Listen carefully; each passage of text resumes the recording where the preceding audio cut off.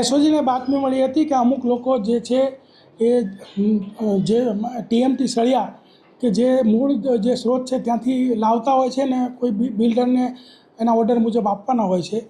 ત્યારબાદ જ્યારે સિટીની અંદર પ્રવેશતા પહેલાં આ લોકો કોઈ વેબ્રિજ પાસે બિલ્ડરના માણસને બોલાવી અને સળિયાનું વજન કરી અને એ લોકોને ચિઠ્ઠી આપી દેતા હોય છે. ત્યારબાદ 1-1.5 કલાકનો જે સમય રહેતો હોય છે એ દરમિયાનમાં અહીંના ડિંડોલી અને ગોળાદરાનો એક જીતુ અને રાજન તિવારી આ લોકો જે છે એમના માણસો મોકલી અને આ સળિયા જે હોય છે એની અંદરથી ચોરી કરાવતા હોય છે અને ત્યારબાદ એ ચોરીના સળિયા વેચતા હતા.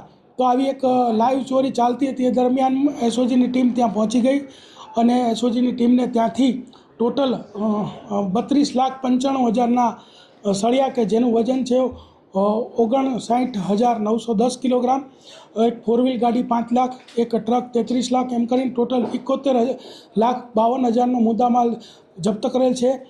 કલમ 305C કે જેનો માલવાહકમાંથી ચોરી કરવાની કલમ અને 317(2) લગાડવામાં આવેલ છે અને 4 આરોપીઓ પકડેલ છે. એમાં ભેરારામ ડ્રાઈવર, નિમ્બારામ ક્લીનર અને પ્રદીપ ત્રિપાઠી અને પ્રદીપ શર્મા કે જે મોતીલાલ ઓસવાલમાં નોકરી કરે છે. આ 4 આરોપીઓને ઝડપીને ધોરણસર કાર્યવાહી કરવામાં આવેલ છે.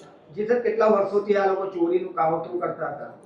આ લોકો ઘણા વર્ષોથી આ કાવતરું કરતા હતા અને અલગ અલગ વેપારીઓ અને બિલ્ડરોને આ ચોરીનો માલ આપતા હતા. જે તપાસનો વિષય છે ને તપાસમાં એ પણ ખોલવામાં આવશે. અત્યાર સુધી તપાસમાં બહાર આવ્યું કે કયા કયા બિલ્ડરો કે કયા એજન્ટોને આ સળિયા વેચવામાં આવતા હતા? અત્યારે જે આમાં જે બધું વેચવાનું ને કામ જે જીતુ અને રાજન તિવારી બંને વોન્ટેડ છે એ કરતા હતા અને આ જે લોકો જે પકડાય છે એના દોરી સંચાર મુજબ કામ કરતા હતા. જ્યારે એ પકડાશે ત્યારે આપણને ખબર પડશે કે સુરતના અને સાઉથ ગુજરાતના કયા કયા વેપારીઓ, કયા કયા બિલ્ડર આની સાથે જોડાયેલા હતા. બીજું કે જીતુ અને રાજનનો જે ઇતિહાસ વારંવાર ચોરી કરવાના અગાઉ ગુના દાખલ થયેલા હશે ને આ નીકળશે તો તેના વિરુદ્ધમાં 317(4)ની કલમ પણ ઉમેરવામાં આવશે કે જેમાં હાઈકોર્ટ સુધી જામીન પણ મળવા પાત્ર નથી.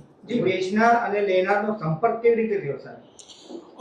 જ્યારે કોઈ પણ ગાડી ત્યાંથી નીકળતી હોય ત્યારે એ જીતુ અને રાજન તિવારીનો એ લોકોને કોઈ કોન્ટેક હોય છે ને પછી એને ખબર પડતા આ લોકો આમનો સંપર્ક કરી અને કરતા હતા. હવે આખું જે ષડયંત્ર છે જીતુ અને રાજુ જ્યારે પકડાશે ત્યારે ખુલશે.